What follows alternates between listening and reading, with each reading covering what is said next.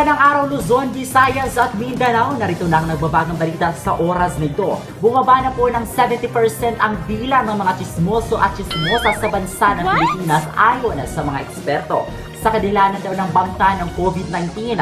Ayon pa sa mga eksperto, dahil daw sa social distancing ay naiwan na ang pagkakumpul-kumpul ng mga tsismosa sa kalye.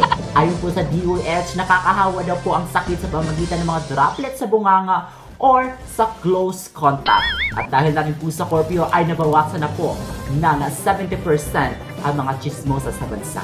Kaya nagsitago ito at nagsiiwasan. Kinatawa naman ito ng maraming Pilipino dahil sa wakas ay matahimik na ng konting panahon ang kanilang pamumuhay.